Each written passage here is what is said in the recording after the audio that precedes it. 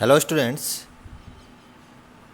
We discussed about microorganism friends and foe. Students हमने previous video में micro organism का basic introduction के बारे में डिस्कस किया था। Today discuss about friendly nature of microorganism. तो देखिए अपने लिए माइक्रो ऑर्गेनिज्म फ्रेंडली नेचर के कैसे हो सकते हैं, अपने वो फ्रेंड कैसे हो सकते हैं, तो टुडे इसके बारे में डिस्कस करेंगे। तो देखिए सबसे पहले तो अपने लिए किस प्रकार बेनिफिशियल होते हैं माइक्रो ऑर्गेनिज्म। देखो एक तो making of curd and bread. देखो कर्ड है वो लैक्टोबैसिलस बैक्टीरिया होता है, उसकी सहायता से बनता है। तो कर्ड जो दही बनता है वो बैक्टीरिया से बनता है, तो वो एक तरह से बेनिफिशियल हो गया अपने लिए। अब इसमें नेक्स्ट केस क्या हो सकता है, कॉमर्शियल यूज में माइक्रो ऑर्गेनिज्म। कॉमर्शियल यूज में कई तरह की चीज़ें कॉमर्शियल बनती हैं, उसमें भी माइक्रो ऑर्गेनिज्म का यूज होता है। मेडिसिनल यूज में एंटीबायोटिक्स होती है, वो बैक्टीरिया वगैरह से बनती है, उसके अंदर अपन ये अपने लिए बैक्टीरिया है, माइक्रो ऑर्गेनिज्म है, बेनिफिशियल हो सकते हैं। और इसमें इंक्रीज सॉइल फर्टिलिटी, सॉइल की फर्टिलिटी को बढ़ाने का काम करती हैं। तो इस प्रकार से कई प्रकार हैं जो बैक्टीरिया और माइक्रो ऑर्गेनिज्म हैं अपने लिए बेनिफिशियल होते हैं। तो इसको थोड़ा डिटेल में देखते हैं। फ्रेंडली और माइक्रो ऑर्गेनिज्म यहाँ से देखेंगे। Micro organism are used for various purpose. They are used in the preparation of curd, bread and cake. देखो माइक्रो ऑर्गेनिज्म अपने लिए कई तरीके से बेनिफिशियल हैं, इनका कई तरह से यूज कर सकते हैं। इनके द्वारा क्या प्रिपेयर किया जाता है, कर्ड, ब्रेड और केक, ये माइक्रो ऑर्गेनिज्म के द्वारा ही तैयार किया जाता है। इनमें यीस्ट यूज किया जाता है, और कर्ड बनाने के लिए जो लैक्टिक एसिड होता है मिल्क में, उसमें लैक्टोबैसिलस बैक्टीरिया को कन्वर्ट करने का काम करता है। दूध में अपन लैक्टोबैसिलस बैक्टीरिया डालते हैं तो वो कम्प्लीटली कर्ड में कन्वर्ट हो जाता है। Microorganism have been used for the production of alcohol since age. देखो अब माइक्रो ऑर्गेनिज्म है एल्कोहल, शराब, एल्कोहल प्रोडक्शन में कई बहुत पुराने समय से अपन इसको यूज करते हैं। They are also use in cleaning up the environment. Bacteria environment clean का काम भी करते हैं, क्योंकि ये डेड बॉडीज को खाने का काम करते हैं एक तरह से। For example the organic waste, vegetable peels, remains of animals faeces. ये जो भी वेजिटेबल के एनिमल्स वगैरह होते हैं ये एनिमल एनवायरनमेंट में होते हैं। Are broken down into the harmless and usable substances by the bacteria. जो वेस्ट सब्जियों की छिलके हैं या कोई डेड बॉडीज़ हैं, ये एनवायरनमेंट में बैक्टीरिया इनको खा के डिकम्पोज करने का काम करते हैं। इस प्रकार ये एनवायरनमेंट को क्लीन करते हैं। Recall the bacteria are also use in the preparation of medicines. Bacteria medicine में भी यूज होते हैं। In agriculture they are use in increase soil fertility by fixing nitrogen. So इन बैक्टीरिया है वो सॉइल फर्टिलिटी को बढ़ाने का काम करते हैं, ये नाइट्रोजन फिक्सेशन का काम करते हैं। क्योंकि प्लांट्स होते हैं डायरेक्ट नाइट्रोजन को यूज नहीं करते हैं, वो नाइट्रोजन को नाइट्रेट में कन्वर्ट करके काम यूज करते हैं। तो ये भी काम बैक्टीरिया करता है। नेक्स्ट है making of curd and bread. You have learn in class 7 the milk turn into the curd by bacteria. ये आपको स्टूडेंट पता है। I saw the my mother added the little curd of warm milk in set curd for the next day. I wonder why. देखो आपने अभी घर पे अपने मम्मी को या माता जी को देखा होगा कि वो गर्म दूध में जो हल्का गर्म होता है उसमें कुछ कर्ड की मात्रा मिलाते हैं। ऐसा क्यों? Curd contain several microorganism of these the bacterium lactobacillus. Curd होता है वो कई बैक्टीरियाज को रखता है, उसमें लैक्टोबैसिलस बैक्टीरिया मेन है। Promotes the formation of curd, जिससे कर्ड का फॉर्मेशन होता है। It multiply in milk and convert it into curd. ये मल्टीप्लाई होता है, ये थोड़ी सी क्वांटिटी अपन डालते हैं, जैसे गर्म मिल्क में कर्ड की थोड़ी सी क्वांटिटी डालते हैं तो वो पूरा कंप्लीट का कंप्लीट मिल्क है वो कर्ड में कन्वर्ट हो जाता है, क्योंकि वो थोड़ी सी क्वांटिटी डालते हैं। वो लैक्टोबैसिलस बैक्टीरिया होता है उसमें, और वो लैक्टोबैसिलस बैक्टीरिया अपनी मल्टीप्लाई करता है और कंप्लीट मिल्क को कन्वर्ट कर देता है। Bacteria also involve in the making of cheese बनाने में, pickle and many other food items में बैक्टीरिया का यूज होता है। तो ये एक तरह से अपने लिए फ्रेंडली नेचर के हो गए। An important ingredients of rava, जैसे सूजी, idli and bhatura is curd. Important part होते हैं इनके कर्ड यूज होता है इनमें। Can you guess why bacteria and yeast are also helpful for formation of rice, idlis and dosa batter. देखो बटर। देखो ये क्या है कि किसी भी चीज़ को सॉफ्ट बनाते हैं, जैसे एक तरह से केक है, केक सॉफ्ट होता है तो उस सॉफ्ट बनाने के लिए उसमें बैक्टीरिया यीस्ट का यूज किया जाता है। एक तरह से फर्मेंटेशन प्रोसेस होती है जो किसी चीज़ को सॉफ्ट बना देती है, तो ये सब इसमें यूज किया जाते हैं। देखिए एग्जाम्पल के रूप में देख सकते हैं, take a half kg flour, आटा या मैदा कुछ भी, add some sugar and mix with warm water, इसको वार्म वाटर में मिक्स कीजिए। Add a small amount of yeast powder and knead to make a soft dough, make you observe after 2 hour did you find dough rising. इसको सबको आप मिला दीजिए, गूंथ दीजिए एक तरह से आटे की तरह। Yeast reproduce rapidly and produce carbon dioxide, इसमें यीस्ट मिलाने से वो कार्बन डाइऑक्साइड प्रोड्यूस करती है ड्यूरिंग रेस्पायरेशन के दौरान, श्वसन के दौरान। Bubbles of the gas fill the dough and increase its volume. देखिए क्या होगा कि यीस्ट मिलाने से वो सॉफ्ट क्या होता है, क्योंकि वो फर्मेंटेशन करता है, रेस्पायरेशन से कार्बन डाइऑक्साइड गैस रिलीज करता है। वो कार्बन डाइऑक्साइड गैस होती है उसमें जगह लेती है और उसकी मात्रा को बढ़ा देती है और उसको सॉफ्ट कर देती है। This is the basis of the use of east in the baking industry. Baking industry में इसका यूज होता है for making breads, pastries and cakes. Pastry, cake और ब्रेड बनाने में बहुत कॉमनली इसका यूज होता है। नेक्स्ट है common use of micro organism. Common use of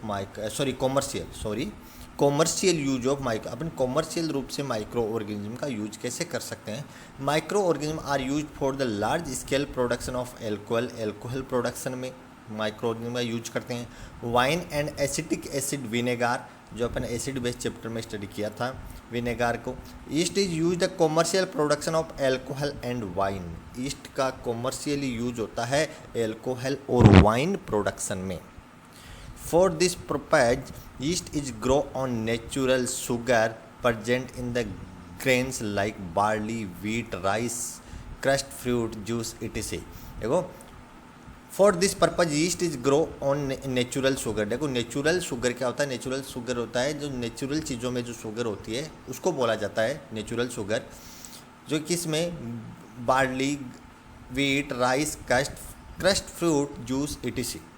देखिए एक्टिविटी है, take a 500 ml of beaker filled with 3/4 with water. इसको इतना पानी से भर दीजिए, 1/3 पार्ट तक पानी ले लीजिए उसमें, ½ लीटर के बीकर में। डिजोल्व 2 से 3 टीस्पून ऑफ शुगर, उसमें 2 से 3 चम्मच शुगर ऐड कीजिए।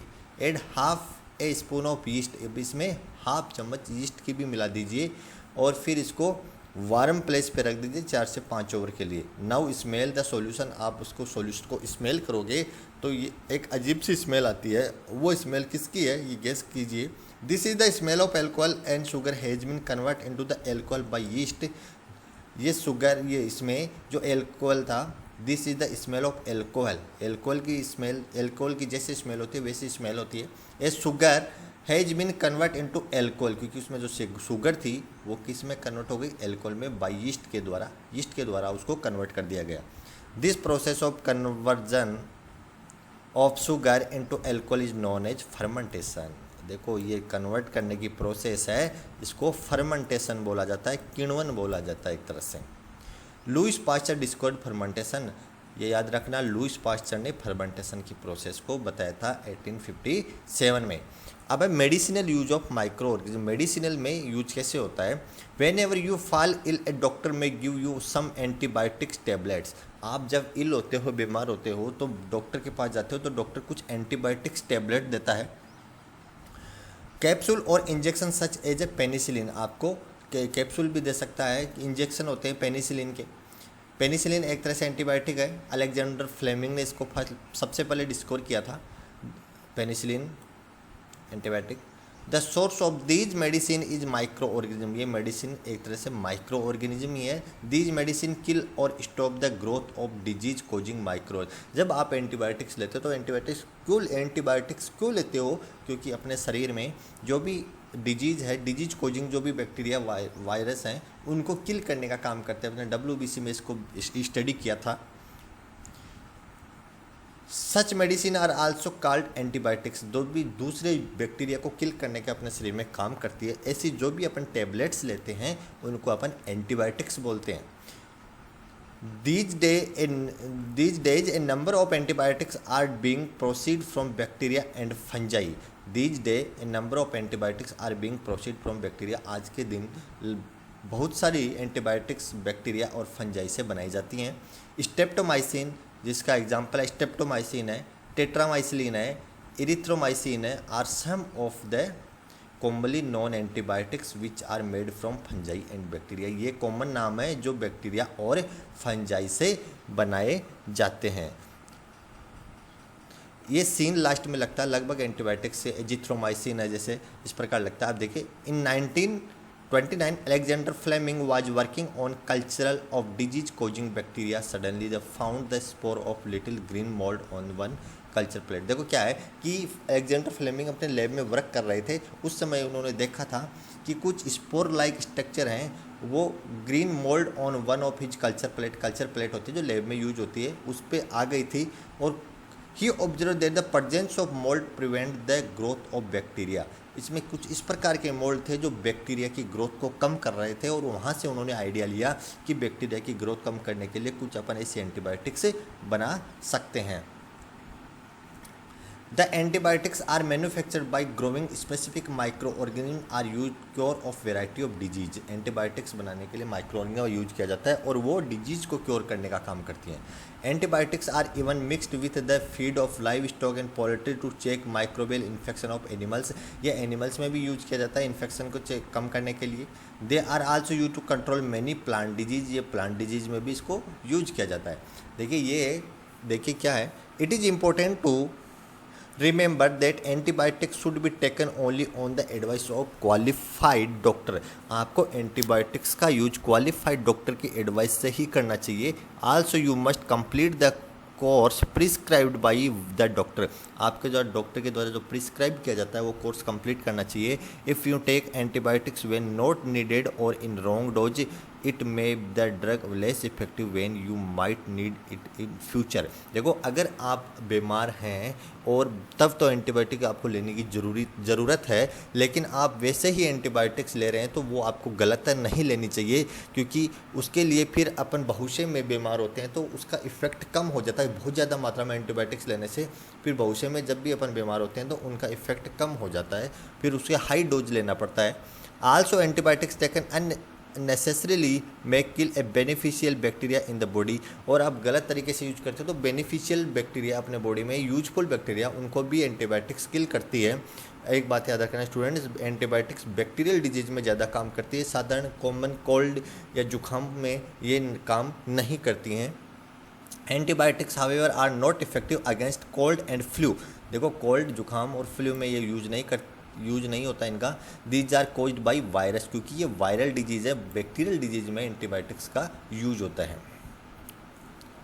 वही are children infants given vaccination. बच्चों को वैक्सीनेशन क्यों दिया जाता है, टीकाकरण क्यों किया जाता है।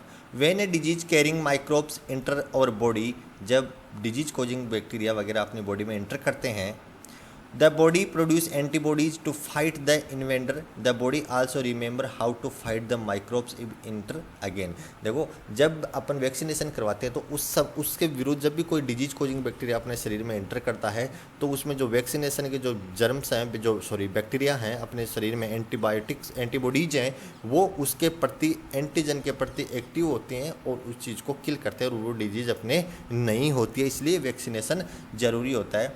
देखिए Edward Jenner discover the vaccination. सबसे पहले वैक्सीनेशन को एडवर्ड जेनर ने डिस्कवर किया था।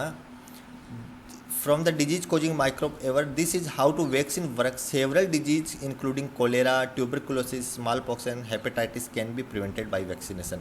ये डिजीज हैं जो वैक्सीनेशन के द्वारा रोकी जा सकती हैं, रोकी गई हैं। In your childhood you must have been give injection to protect yourself against several disease. आपके बचपन में कई टीकाकरण किया जाता है, जैसे वैक्सीनेशन लगाए जाते हैं, कई टीके लगाए जाते हैं, वो डिजीज अगेंस्ट होते हैं, डिजीज को रोकने के लिए कई तरह की।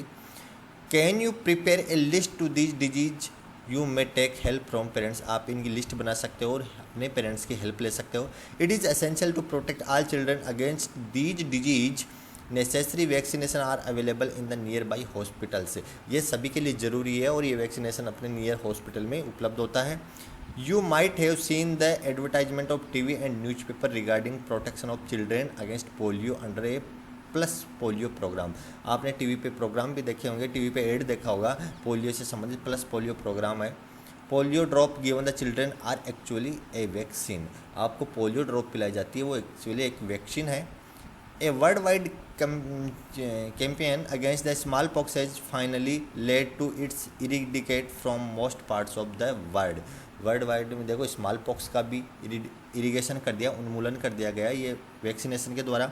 These day vaccine are made on a large scale from micro organism to protect humans and the other animal from several disease. देखो नेक्स्ट है इसमें इंक्रीज सॉइल फर्टिलिटी और cleaning of environment. Soil fertility को देखो कैसे use करता है। Some bacteria are able to fix nitrogen from atmosphere to enrich soil with nitrogen and increase its fertility. देखो बैक्टीरिया होते हैं एनवायरनमेंट की नाइट्रोजन को नाइट्रेट में कन्वर्ट करते हैं और उसको वो प्लांट इजीली यूज कर लेते हैं। These microbes are commonly called biological nitrogen fixers. जो नाइट्रोजन फिक्सेशन का काम करते हैं उन बैक्टीरिया को नाइट्रोजन फिक्सर बोला जाता है। फिर एक cleaning the environment. Cleaning environment देखो कैसे करते हैं, एनवायरनमेंट को क्लीन कैसे करते हैं। बैक्टीरिया होते हैं वो वेस्ट प्रोडक्ट होते हैं, उनको खा के उनको डिकम्पोज कर देते हैं। जैसे बायोलॉजिकल जो डिकम्पोजर होते हैं उनको डिकम्पोज करते हैं। कुछ चीज़ें होती हैं जो डिकम्पोज नहीं होती है, जैसे पॉलीथीन है, ग्लास है, वो डिकम्पोज नहीं होते हैं। और ये जैसे कोई कॉटन क्लॉथ्स हैं और भी कई जैसे का पेपर है और ये वेजिटेबल पील्स हैं, ये सारे के सारे एनवायरनमेंट में क्लीन हो जाते, बायोडिग्रेड होते हैं और माइक्रो ऑर्गेनिज्म या बैक्टीरिया के द्वारा इनको डिग्रेड कर दिया जाता है और इनको बैक्टीरिया वगैरह खा के इनको एक फर्टिलिटी के रूप में, जैसे आप बोल सकते हो उसको मेन्योर में कन्वर्ट कर देते हैं। जैसे पील्स वगैरह को इनको मेन्योर में कन्वर्ट कर देते हैं या ये हार्मफुल कम होते हैं अपने एनवायरनमेंट के लिए। तो क्लीन एनवायरनमेंट का काम करते हैं, डेड बॉडीज को डिकम्पोज करते हैं तो ये एनवायरनमेंट की सफाई करते हैं एक तरह से। तो इस प्रकार एनवायरनमेंट के लिए भी बेनिफिशियल होते हैं।